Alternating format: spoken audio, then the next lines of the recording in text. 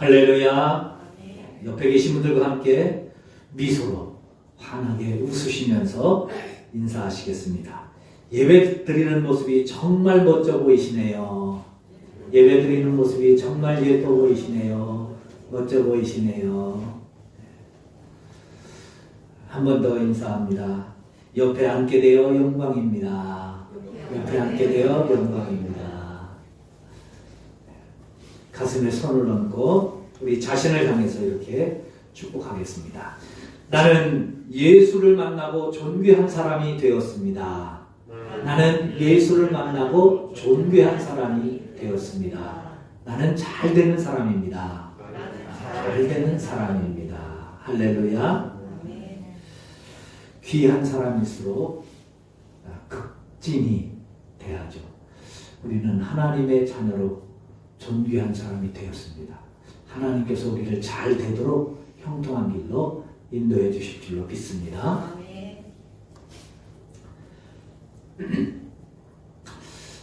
제가 교제하면서 또 좋아하는 목사님이 한 분 계시는데요. 제주도에서 목회하는 감리교 목사님이십니다. 이분이 책을 많이 쓰셔요. 어떨 때는 1년에도 몇 권씩 책을 이렇게 쓰십니다.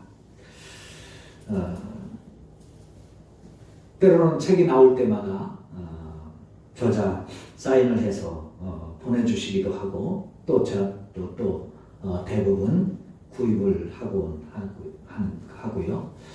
연말이 되면 또 제주도에 계시니까 그 목사님 좋은 건 아니더라도 이게 맛있는 겁니다 그러면서 좀 파는 상품 것은 아니더라도 이제 그 보기에는 좀 괜찮아 보여도 맛있는 귤들 꼭 이렇게 보내주시곤 하시는데요. 이분이 몇 년 전에 그 페이스북에 날마다 글을 한두 편씩 이렇게 올리시는데 그 글들을 모아서 책을 내셨습니다. 전체 7권의 책을 내셨는데 그 중에 한 권의 책 제목이 비풍초 똥팔상이라는 책입니다. 책 제목이 눈치채신 분들도 계시겠지만 4부로 되어져 있는데 일부는 주로 화투, 고스톱에 관한 글입니다. 그 첫 단원이 일부가 고스톱 한 판 치실까요? 이제 그런 제목으로 되어져 있는데 이분이 젊을 때 화투를 이제 치셨던 이제 그것을 기억을 떠올리면서 그 고스톱에서 신앙을 목회를 목사니까 아무래도 다 이제 그렇게 생각을 뽑아내시면서 글을 기록한 겁니다. 고스톱에서 찾는 목회 방법이라는 제목으로 목사님들을 대상으로 아마 강의도 하시고 이렇게 하셨던 것 같은데요. 이분이 그 화투 안에 있는 내용들을 통해서 여러 가지 이제 그 신앙적인 교훈들을 몇 가지 이야기합니다. 그 가운데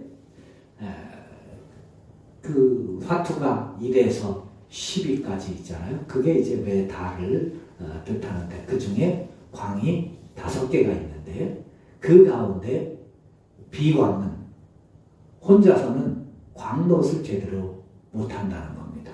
그래서 다른 광하고 같이 있어야 이 광이 광으로 빛을 발한다는 거예요. 그래서 그것을 보면서 사람들도 자기는 광과 같은 그런 존재지만 혼자서는 능력을 발휘하지 못하고 다른 사람들과 같이 함께 있을 때 좋은 시너지 효과를 내서 크게 자기의 능력을 발휘하는 그런 성도들도 있는 것을 보게 된다. 그런 성도들이 참 귀하다. 이제 그런 이야기도 하시고요. 또 그 가운데 10자리가 있는데 2, 4, 5, 6, 7, 8, 9, 10, 12월에 있는데 그 중에 2, 4, 8은 광만큼 큰 힘이 있다고 말합니다. 일명 고돌이죠, 고돌이.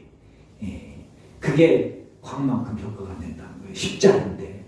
그것처럼 우리의 믿음도 역시 나는 작지만 그러나 하나님의 은혜 안에 우리의 삶의 가치가 달라질 수 있다고 있는 것을 말합니다.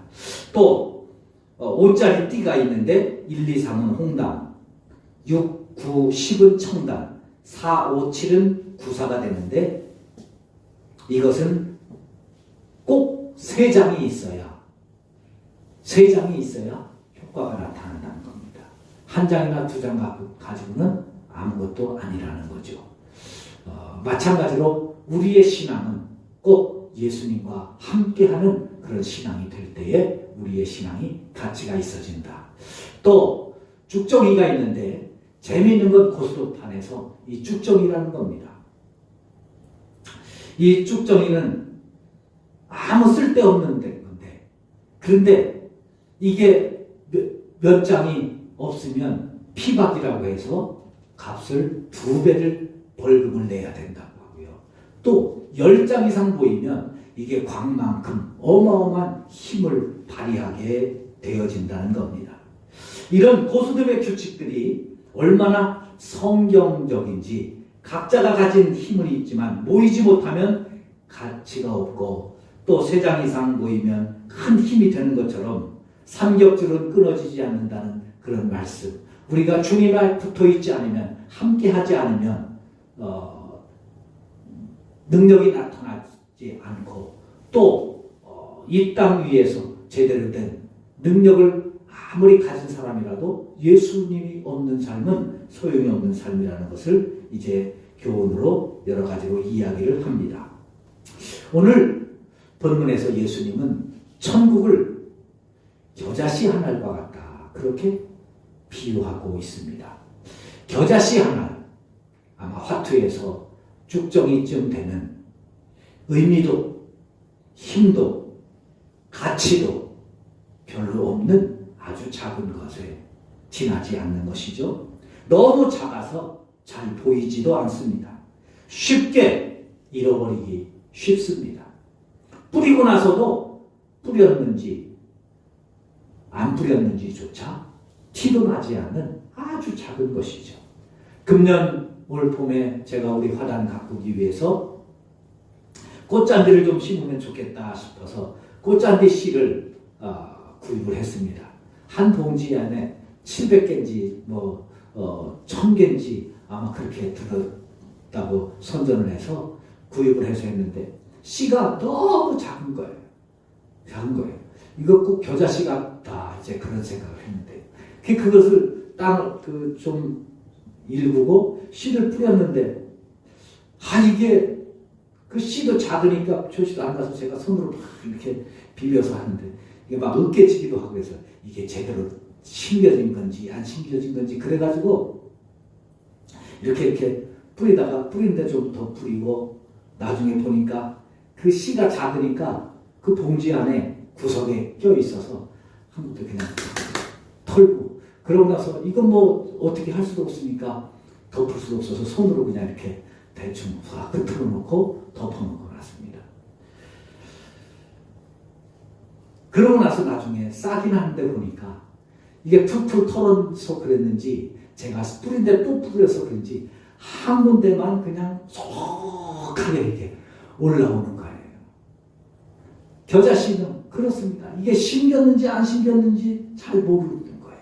그런데 예수님은 천국이 그 겨자씨와 같다는 겁니다. 그렇게 작고 볼품없고 가치 없어 보이고 쉽게 잃어버릴 수밖에 없는 그 겨자씨지만 농부의 손에 의해서 자기 밭에 뿌려질 때 놀라운 변화가 일어난다는 것이죠. 오늘 이 겨자씨 비유를 통해서 우리가 천국의 원리를 깨닫고 그 천국을 우리가 어떻게 누리고 가꾸어 가야 하는지 우리는 어떤 믿음으로 살아야 되는지 우리의 삶의 방향을 깨닫게 되는 귀한 시간이 되시기를 간절히 바랍니다. 먼저 겨자씨는 생명이 있는 귀한 씨라고 한 겁니다. 겨자씨는 작지만 볼품없지만 관리하기도 힘들 만큼 작지만 그러나 그 안에 생명이 있다는 겁니다. 한번 따라해 보실까요? 겨자씨에도 생명은 있습니다. 겨자씨에도 생명은 있습니다. 이게 중요한 거예요. 여러분, 씨들이 있죠? 씨들이 있을 때 어떤 씨가 좋은 씨고 귀한 씨입니까? 큰 씨입니까? 예쁜 씨입니까? 씨는요, 크냐 예쁘냐는 관계가 없습니다. 좋은 씨는 생명을 가진 씨예요. 살아있는 씨, 생명이 있는 씨, 그게 좋은 씨입니다. 물론 크고 예쁜 씨가 예쁜 열매를 맺을 수도 있겠죠. 그러나 그것은 사실은 가꾸는 환경에 달립니다. 오래전 제가 어릴 때 이집트의 피라미드에서 3,500년 된 벽시가 발견됐다고 하는 뉴스를 본 적이 있습니다. 소식을 들었던 적이 있습니다. 그때 그 속에서 나온 벽시를 가지고 뿌려보았더니 약 한 70% 정도가 싹이 나서 이제 열매를 거뒀다는 거죠. 그래서 3,500년 전부터 농사를 지었던 것을 이제 그것을 알게 되었죠. 그런데 2011년에 미국의 연구진에 의해서 새로운 발표가 일어났습니다. 중국에서 발견된 벽시가 있는데 1,500년 된 씨였습니다.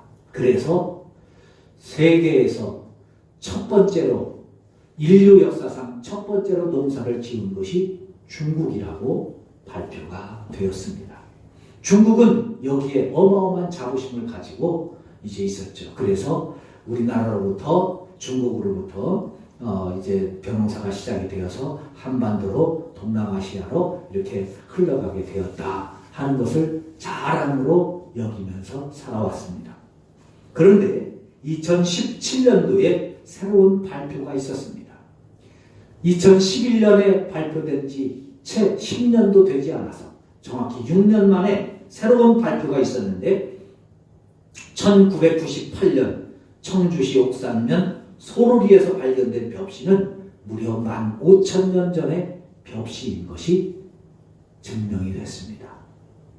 그래서 벼농사는 한반도에서 인류 역사상 가장 먼저 지은 것으로 지금은 이제 정정이 되어져 있습니다. 여러분, 씨는 몇 년이 됐느냐 중요하지 않습니다.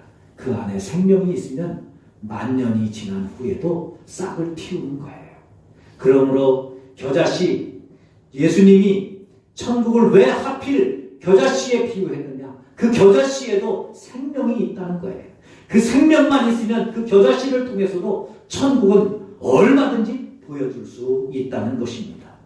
비록 가장 작은 씨지만 커서 새들이 쉬어갈 만큼 큰 나무로 자라게 되어진다는 겁니다. 천국은 그런 것이라는 겁니다. 사랑하는 성도 여러분, 여러분들은 신앙생활하면서 여러분들의 마음에 있는, 여러분들이 믿고 있는 믿음이 얼마만큼 된다고 생각을 하시나요? 혹시 내 마음이, 내 믿음이 너무 작아서 부끄러워하고 있지는 않으신지요? 혹 신앙생활 하면서 옆에 있는 성도들 모습을 보면서 믿음이 왜 저 정도밖에 되지 않나 답답하고 또 안타까워하고 있지는 않으신지요? 우리가 하나님 앞에 신앙생활 하면서 뭔가 좀 하고 싶은데 내 믿음이 작아서 좌절하고 있지는 않으신지요? 우리 교회가 크지 못해서 위축되어 있지는 않으신지요? 믿음은 물론 큰 믿음이 되어야 합니다. 그래서 예수님도 작은 믿음에 대해서는 책망하셨습니다.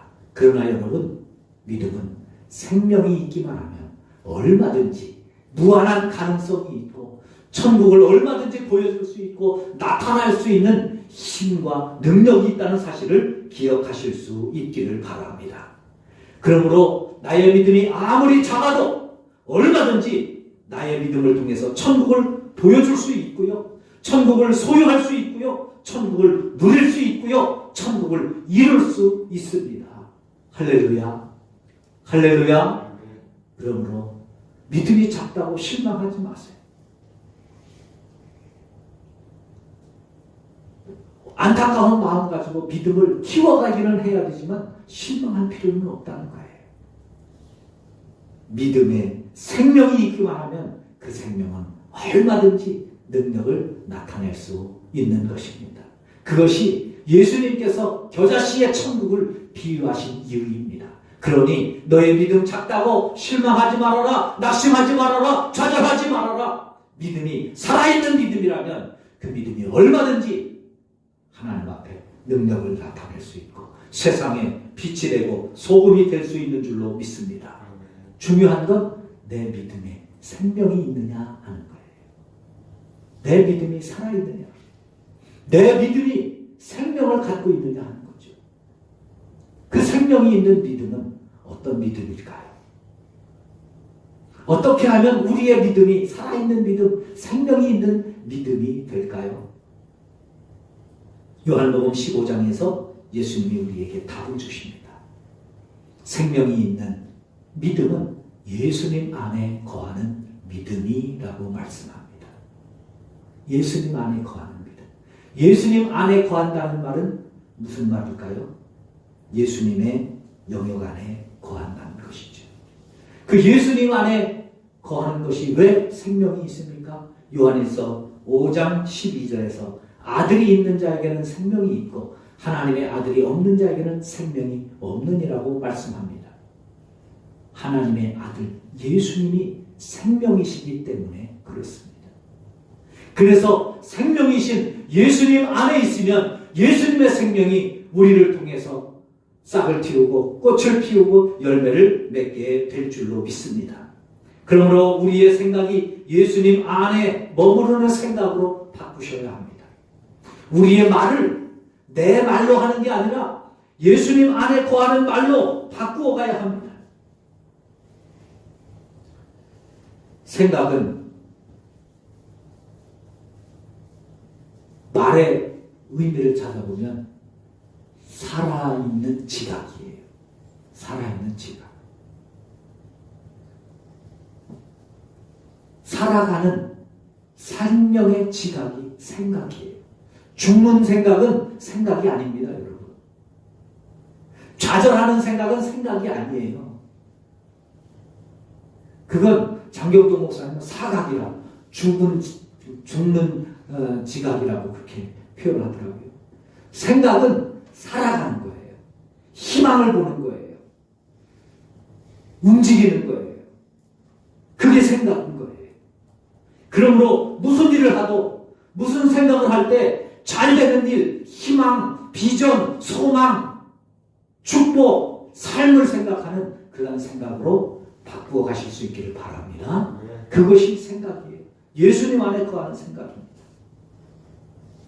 요한복음 12장 2절에 보면 마귀가 가룟 유다의 마음에 예수를 팔려는 생각을 넣었더라. 가룟 유다가 어떤 사람이에요? 예수님의 제자 아니에요. 자신의 생업을 포기하고 예수님을 따르기로 결심한 사람이에요. 예수님과 함께 있으면서 예수님의 말씀을 들었고 예수님과 함께 있으면서 수많은 기적들을 보았던 사람입니다. 그런데 그도 자신의 마음을 가꾸지 못하면 그 마음에 예수님을 파는 생각을 마귀가 넣고 예수님을 팔게 하는 거예요. 과거의 신앙으로 오늘 신앙을 못 살아갑니다. 신앙은요, 지금 현재의 신앙이에요. 지금 내가 깨어있지 않으면, 지금 내가 예수님 안에 거하지 못하면, 목사인 저도요, 예수님을 팔아먹을 수 있고요. 장모님들도, 권사님들도, 집사님들도 얼마든지 예수님을 팔아먹고, 하나님을 팔아먹고, 신앙을 팔아먹을 수 있는 겁니다. 그러므로 우리의 생각을 예수님 안에 거하는 귀한 믿음으로 가꾸어 가실 수 있기를 주님의 이름으로 축원합니다. 두 번째로 겨자씨는 생명이 있어도 자기 밭에 심어야 돼요. 오늘 본문 31절에 보면 겨자씨를 자기 밭에 갖다 심은 겨자씨 하나를 갖다 그렇게 말씀합니다. 예수님의 밭에 아무리 생명을 가지고 있어도 남의 밭에 심으면 소용이 없습니다. 내 밭에 심겨야 되는 거예요. 주인의 밭에 심겨야 되는 겁니다.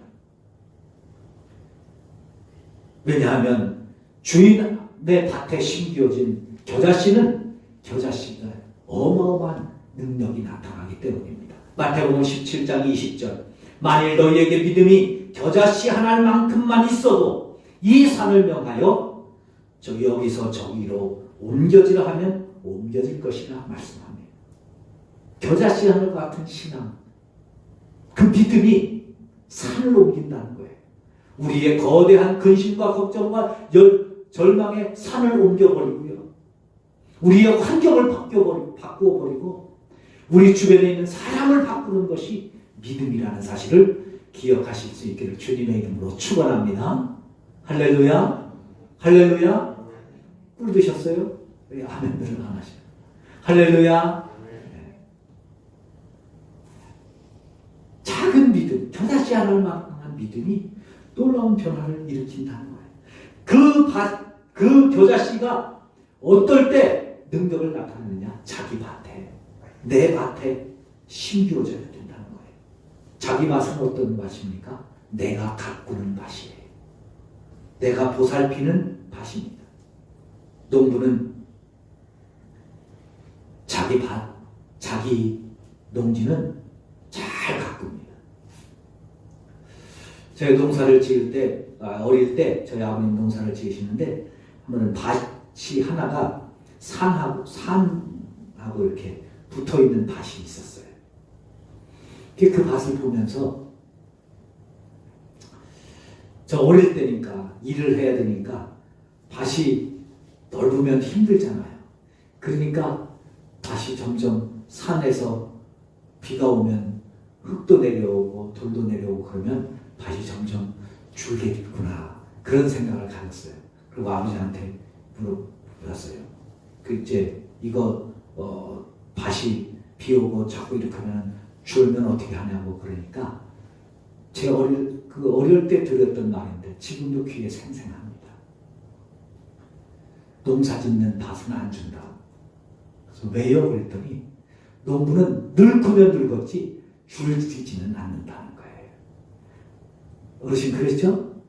네. 농부는 그렇다는 거예요. 저는 어린 마음에 밭이 좀 죽었으면 일을 좀 덜 하고 좋을 텐데 근데 안 줄인다는 거예요. 늘리면 늘리지. 산을 파고 들어가면 파고 들어가지 산이 밭으로 내려오게 하지 않는다는 거예요. 왜요? 내 밭이니까. 거기는 아무리 돌이 많더라도 아무리 험지라도 어떻게 해서든지 가꾸는 것이 내 밭인 거예요. 그러니까 내 밭에 심겨진 겨자씨 어떤 환경에서라도 가꾸어서 자기 밭을 지켜내는 것이 농부입니다. 농사를 짓다가 요즘이야 이제 다 경지정리가 되고 그랬으니까 괜찮죠. 저희들이 자랄 때만 해도 경지정리 안 된 논들이 천수답들이 많았어요. 그래서 때로는 이 흉년 비가 안 오고 그러면요 농사꾼들이 서로 옆집에 사는 사람인데 서로 자기 논에 먼저 물을 대겠다고 다투기도 한다니까요. 평소에는 안 다투요. 그런데 농사 짓다 보면 다투게 되는 거예요. 왜? 내 밭을 가꾸어야 되니까. 내 밭을 가꾸어야 되니까. 하나님의 밭에 우리가 심겨지기만 하면 가뭄이 들건 홍수가 나건 농부가 물기를 돌리기 위해서 다투는 만큼 자기 밭에 정성을 가지고 우리를 가꾸어 가시는 분이 하나님이신 줄로 믿습니다. 여러분, 그러므로 우리는 겨자씨를 내 밭에 심어야 돼요. 할렐루야. 할렐루야. 따라해보세요. 겨자씨를 내 밭에 심자. 할렐루야. 여러분의 밭은 어디입니까? 우리 교회가 여러분의 밭이 되시기를 바랍니다. 여러분의 밭이 되시기를 바랍니다. 여러분의 마음이 여러분의 밭이 되셔야 합니다. 우리 가족이 내 밭이 되어야 합니다. 내 이웃들이 내 밭이 되어야 합니다. 그래서 그들을 가꾸어야 됩니다.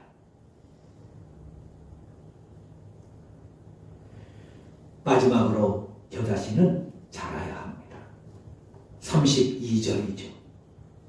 모든 씨보다 작은 것이지만 자란 후에는 자라야 된다는 겁니다. 저 자신은 작은 것을 탓하지 않습니다. 저 자신은 아무리 작더라도 언제든지 어디서든지 뿌려지면 싹을 틔우고 자라게 되어 있어요. 농부가 가꾸지 않아서 때로는 병들고 때로는 잡초에 휩싸여서 자라지 못하기는 하지만 저 자신은 자라지 않는 법은 없습니다. 생명이 있으면 자라게 되어져 있습니다. 그러므로 우리는 잘 가꾸어야 합니다. 잘 가꾸는 것은 우리 몫이에요. 내 몫입니다. 우리는 겨자씨와 같습니다. 세상 사람들이 우리를 주목하지 않습니다. 작은 교회라고, 작은 사람이라고, 작은 믿음이라고 관심도 없을 수 있습니다. 그러나 우리는 거기에 신경 쓸 필요가 없습니다. 자라면 되는 것입니다. 겨자씨로 자라기에 힘써야 합니다. 그것이 우리의 사명입니다. 그것이 우리의 길입니다. 그것이 우리의 모습이 되어야 합니다. 사랑하는 성도 여러분, 2021년도가 이제 약 2주밖에 남지 않았습니다. 지난 1년 동안 여러분들은 여러분의 믿음의 겨자씨가 자라도록 얼마나 힘쓰셨습니까? 성경 공부에, 기도에, 성경 복음서 1천독 운동에, 감사 1천번제에 얼마나 동참하시면서 얼마나 힘쓰면서 믿음이 자라기를 힘써 오셨습니까? 내 안에 겨자씨 믿음이 자라기 위해서 얼마나 고민하셨습니까? 얼마나 노력하셨습니까? 그만큼 우리의 믿음은 자라 있습니다. 혹 지난 1년 동안 우리의 믿음을 가꾸는데 소홀히 하시지는 않으셨는지요? 이제 남아있는 약 2주 동안만이라도 우리의 손길이 닿는 만큼 겨자씨가 자라듯이 우리의 믿음이 자라도록 우리는 고린도전서 3장 6절의 말씀처럼 나는 심었고 아볼로는 물을 주었으되 오직 하나님은 자라게 하셨다는 이 말씀처럼 우리의 씨들이, 우리의 믿음이 자라도록 물을 주고 가꾸어가는 우리 모두가 되실 수 있기를 주님의 이름으로 축원합니다. 천국은 그냥 이루어지지 않습니다.